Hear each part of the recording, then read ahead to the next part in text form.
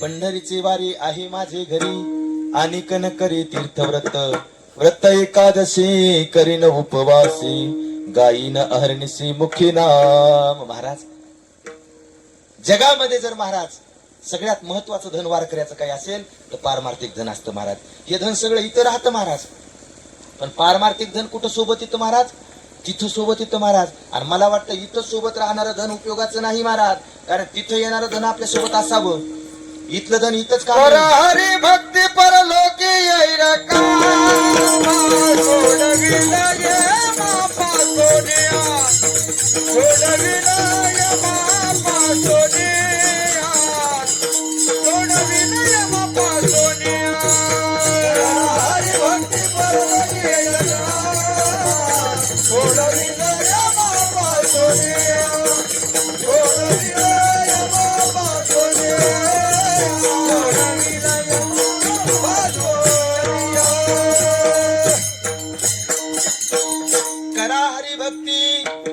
परलोकी येईल कामा आणि सोडविले यामा पासून या. इथलं कामाला येणारं धन कमवा म्हटले. इथं कितीही कमवा, इथलं सोबत येते का? तुमची आमची संपत्ती सोडा. जगद्गुरु तुकोबराने कधीच कोणाच्या संपत्तीचं वर्णन केलं नाही, फक्त एका महात्म्याच्या वर महाराज संपत्तीचं वर्णन केलं ते म्हणजे रावणाच्या. किती धन होतं म्हणले त्याच्याकडे महाराज, किती धन होतं महाराज? शुद्ध कांचनाची सप्त कोटी, शुद्ध कांचनाची सप्त कोटी,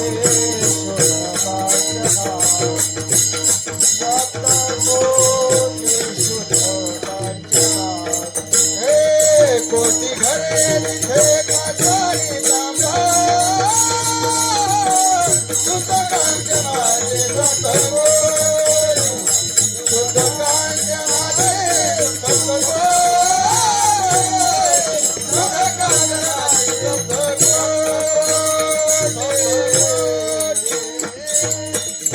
महाराज कोटी गरज येते काशा आणि तांब्याची, आणि शुद्ध कांचनाची सप्तकोटी. महाराज किती?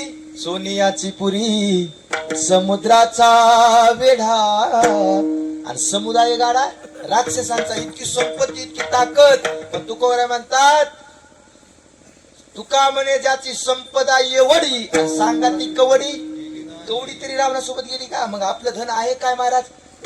धन कमिले कोट्याले कोटी, संगे नाही रे कितीतरी प्रमाणे देता येतील, काही सोबत येत नाही महाराज.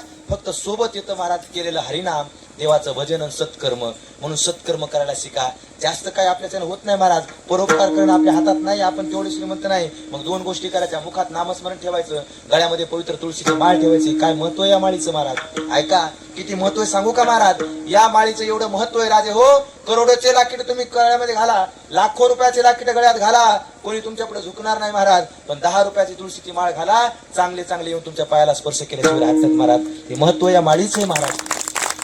आज जर तुम्ही जर पाहिलं महाराज, समोर बसलेली सगळी मंडळी, माझ्यासारख्या लेकराला 4-4 पोरांना कामाला ठेवण्याची हिंमत यांच्यात, संपत्ती यांच्याकडे असेल, तरी देखील 2-2 तास महत्वाचा वेळ तुम्ही आमच्या पुढे घालवताय. कशामुळं? आमच्याकडे लय विद्वत्ता आहे म्हणून नाही महाराज. फक्त आम्ही तुळशीची माळ घातली आणि ज्ञानोबा तुकोबांचे लेकर स्वतःला म्हणून घेतलं, म्हणून तुम्ही आमच्या समोर बसताय. इतकी किंमत, इतकं महत्व, इतकं महाराज या माळीचं काय महाराज महत्व आहे. म्हणून गळ्यात तुळशीची माळ असली पाहिजे, कारण तुळशीची माळ मेल्यानंतर कोणी काढून घेत नाही बाबा. कितीही लाकीट घाला गळ्यात, कितीही संपत्तीची लाकीट गळ्यात घाला, मेल्यानंतर देतात का? तुमच्या गावात असं एखादं मड झालंय का? तुमच्या गावात बोराळवाडी किंवा पंचक्रोशीत हिंगोली जिल्ह्यात एखादं मड असं पाहिलं का साहेब?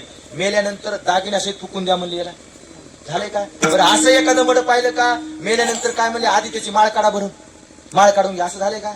माळही काढून घेत नाहीत आणि दागिने सोबत देत नाहीत. भूषणही घेती काढून या, बळे बांधून या, देती या माळ हाती, आणि भूषणही घेती काढून या. एकही मड असं नाही जे दागिन्या शेवट जाळतात महाराज. किती संपत्ती असल्या, जळता जळू द्यात न जळू द्या त्याचं, पण दागिना देत नाहीत महाराज. आमच्या गावात एक म्हातारा मेलं, शेवटचा दृष्टांत तिथं झालं कीर्तन आहे का?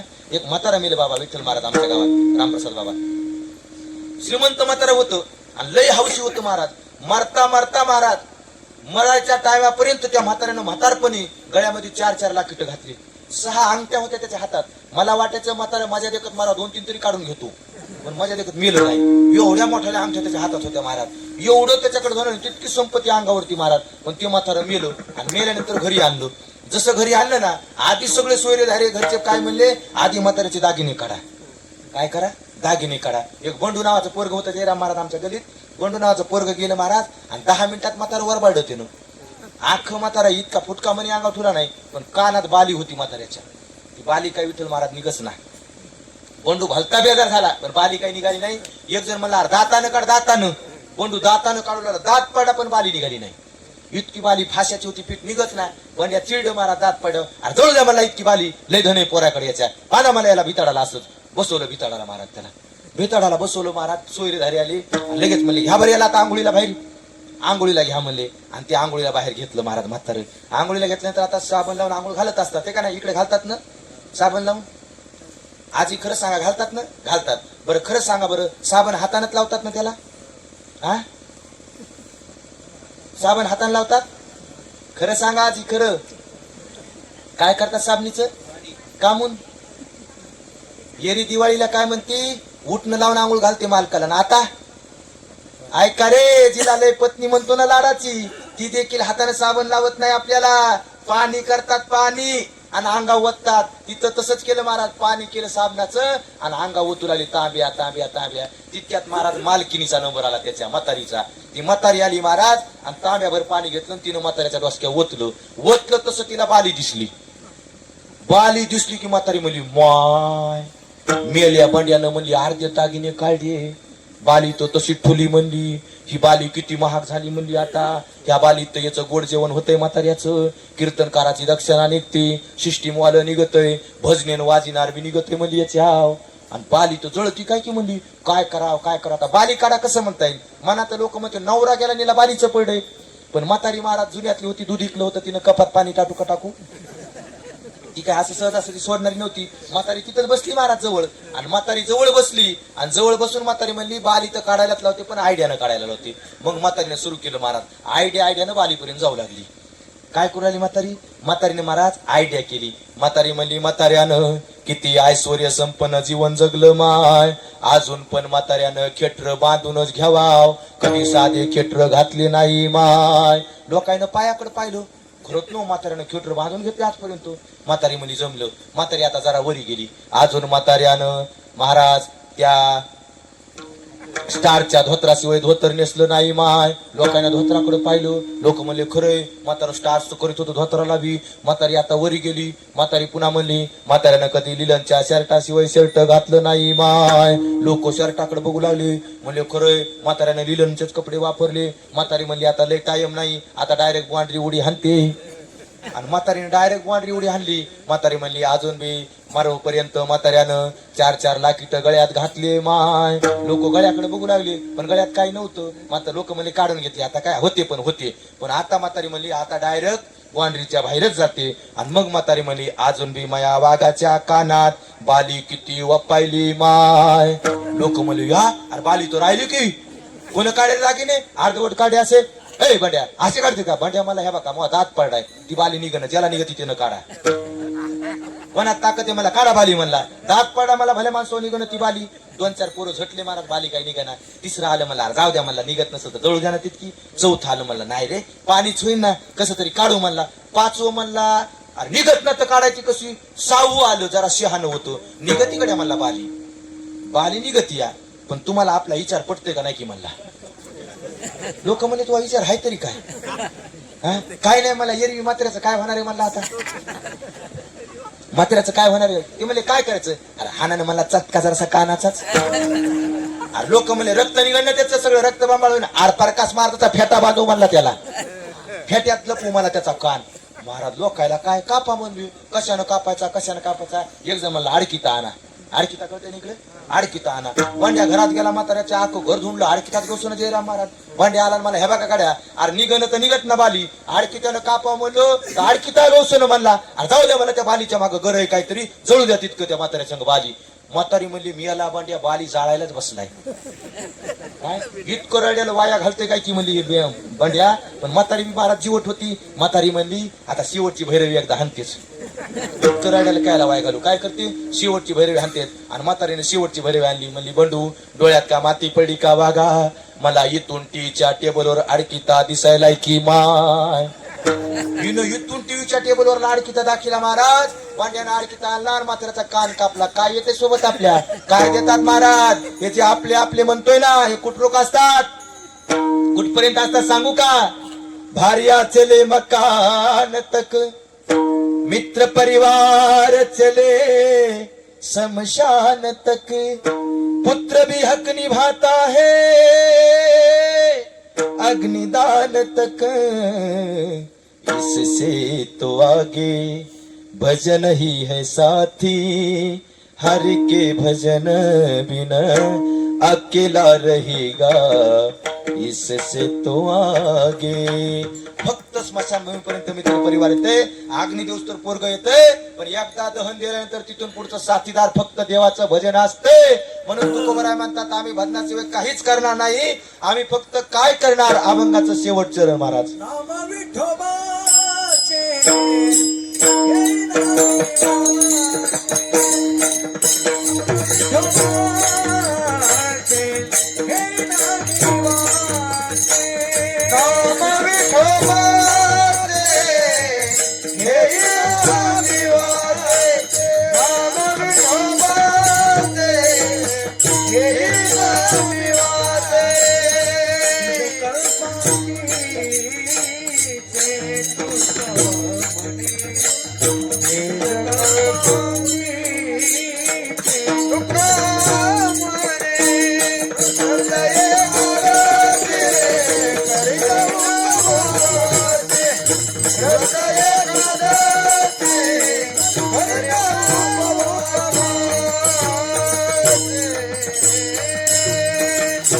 नाम विठोबाचे घेईन मी वाचे, आणि बीज कल्पांतीचे तुका म्हणे. हे नाव घ्यायची ही संपत्ती आहे ना, नाव घ्यायचा जी परंपरा आहे ना, ही आजची नाही म्हटले, कल्पांतरापासून चालत असलेली आमची संपत्ती आहे. आणि त्या विठोबाचं नाव आम्ही घेणार महाराज. याच्याशिवाय दुसरं काही सोबत येत नाही गड्या. फक्त नाव घेणं हे आपल्या सोबत आहे, देवाचं नामस्मरण आपल्या सोबत येतं. म्हणून नामस्मरण मुखात असलं पाहिजे. काय लागतं नाव घ्यायला महाराज, काय लागतं महाराज. चालता बोलता उठता कसंही नाव घेता येतं महाराज. काळ वेळे नाम उच्चारिता नाही. आणि दोन्ही पक्ष पाही उद्धरते, इकड्या 32 आणि तिकड्या 32 महाराज कुळ, 64 कुळांचा उद्धार फक्त एकदा विठ्ठल म्हणण्यानं होतं. पण महाराज तितक्या अंतःकरणातून विठ्ठल मुखात आलं पाहिजे गड्या, त्याला भजन म्हणतात. असं भजन जीवनात करा, काही सोबत येणार नाही दादांनो. फक्त देवाचं भजन. मरण विसरू नका. आपण मरण विसरलोय, आपण मरण विसरलोय म्हणून घात झाला महाराज. मरायचं ज्या दिवशी आपल्याला आठवेल ना, त्या दिवशी माणूस वाकडं पाऊल टाकायला भीतं महाराज. कारण आपल्याला मरायचंय. ही जर गोष्ट आठवणीत राहिली ना, माणूस वाकडं वागत नाही महाराज, माणूस वाईट वागत नाही. म्हणून मरण आठवणीत ठेवा गड्या. एक दिवस जायचंय. मग जात असताना जरी सोबत शिदोरी येते, ती शिदोरी नक्की आपल्या सोबत घ्या. मरणाचा अभ्यास करा. मरणाचा अभ्यास केल्यानंतर महाराज मरणाची भीती वाटत नसते. ज्या व्यक्तीनं अभ्यास केला, ज्या लेकरानं अभ्यास केला महाराज शाळेचा, त्या लेकराला परीक्षेची भीती वाटते का? नाही महाराज. ज्या लेकराचा अभ्यास असतो त्या मुलाला बोला, बाळा 2 दिवसा परीक्षा आले. अभ्यास करणारं पोरग म्हणते बाप महाराज 2 दिवस लय लांब राहिले, आता घ्या ना पठ्या, तयार आहे परीक्षेला. कोण? अभ्यास करणार. आणि ज्याचा अभ्यास नाही त्याला म्हणा बाळू 2 दिवसा परीक्षा आहे. ते त्यावेळेला काही बोलत नाही. पण ज्या दिवशी परीक्षेचा दिवस उजाडतो ना, त्या दिवशी सकाळी उठल्या उठल्या म्हणतो मम्मी मला कसं मळमळ व्हायलंय म्हणला, आपलं कसं पोट दुखायलंय म्हणला. तुला काहीच होईना, तुझा काय नाही, अभ्यास नाही महाराज. मरण ही आपली महाराज काय परीक्षा आहे. आणि मरणाचा अभ्यास करा. आणि मरणाचा अभ्यास म्हणजे महाराज जन्मभर नामस्मरण करायचं. आणि ज्याच्या जीवनभर नामस्मरण मुखात असतं, अंतकाळी त्याच्या नाम आले मुखा, आणि तुका म्हणे सुखा पार नाही. ज्याच्या मुखात अंतकाळात नाम आलं त्याचं नक्की उधरून जातं. वेळ संपला महाराज माझा. 8:30 ते 10:30 होतं. मी 9:45 म्हणजे 10:50 वरती गेलोय महाराज. ऐका, जाता जाता एवढंच सांगतोय, सुंदर पवित्र पावन धर्मामध्ये आपण जन्म घेतलाय गड्या. त्या धर्माची काही लक्षण आहेत, त्याचं काय करा, पालन करा. कपाळावरती भरभरून गंध असला पाहिजे. हातामध्ये महाराज आपल्या नामस्मरणाची माळा असली पाहिजे. गळ्यात तुळशीची माळा असली पाहिजे महाराज. काही आचारसंहिता आहेत आपल्या धर्माच्या, त्या पालन केल्या पाहिजे. आपण जर धर्माचं पालन केलं तर लेकरं करत असतात. बघा, आपण जर धर्माचं पालन केलं तर लेकरं महाराज अटळ करतात. महाराज म्हणतात येत वडील जे जे करती तया नाम धर्म ठेवीती लेकराला महाराज बापाचं पाहून धर्म शिकत असतं. बापानं जर धर्म पालन केलं तर लेकरू अटळ धर्माचं पालन करतच. पण आम्ही कुठेतरी धर्माची शिकवण द्यायला कमी पडतो. आम्ही लेकराला धर्माचं शिकवायला लाजतो महाराज. बघा ती मुस्लिम समाजाची माऊली गावाला जात असताना लेकराला सांगते, बच्चा मैं 2 दिन गाव को जा रही हूँ, इन 2 दिन में टाइम पे खाना खा ले या न खा ले, लेकिन 2 टाइम महाराज खुदा की नमाज आधा जरूर करना. काय म्हणते, गावाला जाते 2 टाइम जेवण कर किंवा नको करू, पण 2 टाइम देवाची प्रार्थना नक्की कर. एखाद्या वेळेस तरी तुम्ही माऊलींना असं सांगितलं का लेकराला, बाळा मी 2 दिवस गावाला जाते रे, 2 दिवस जेवण कर किंवा नको करू, पण 2 टाइम देवाला दिवाबत्ती नक्की कर, असं एका तरी माऊलीने सांगितलं का? कोणी बी हात वर करा, दुपारच्या कीर्तनाचं पाकिट आणि हातात येताना तितकं दोन्ही देऊन पाया पडतो मी. पण खरं सांगा, सांगितलं तुम्ही लेकराला?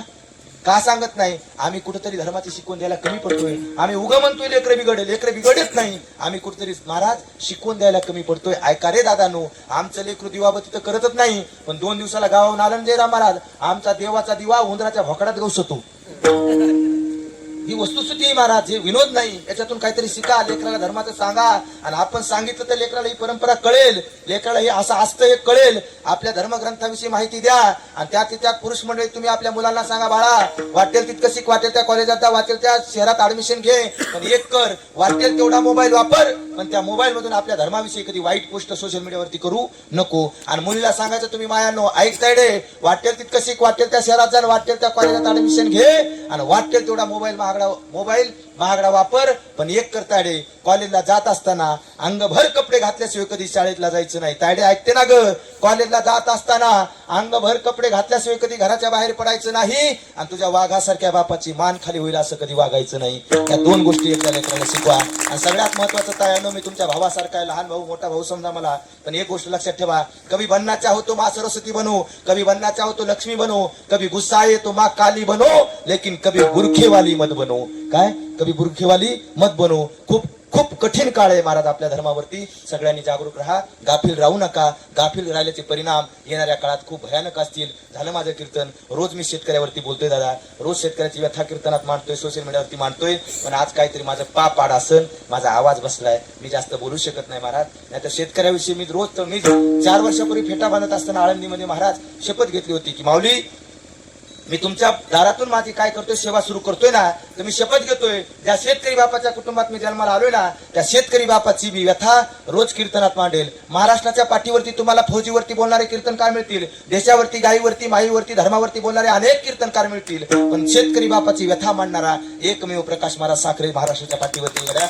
मी रोज तळमळीनं शेतकरी बाप सांगतोय, पण आज माझं पाप पाडालं, माझा आवाज बसलेला आहे. मी रोज गीत गातोय, रोज सांगतोय महाराज. आणि सोशल मीडियावरती प्रकाश महाराज साखरे टाकलं, इंस्टाग्राम फेसबुकला महाराज शब्द प्रकाश टाकलं, तर हजारो व्हिडिओ माझे गीताचे, गाण्याचे आणि महाराज शेतकऱ्यांची व्यथा मांडणार आहेत. पण आज मला नक्की गजानन भाऊ माफ करा, मी नारदाच्या गादीवरून माफी मागतोय. कारण कुठंतरी शरीराची व्याधी असते, कुठंतरी शरीराचं बंधन असतं, त्याच्यामध्ये मी आज गुंतलोय. आणि त्यातली त्यात आज सगळ्या गोष्टी जरा वेगळ्या घडतात, त्याच्यामुळे मला आज माफी असावी.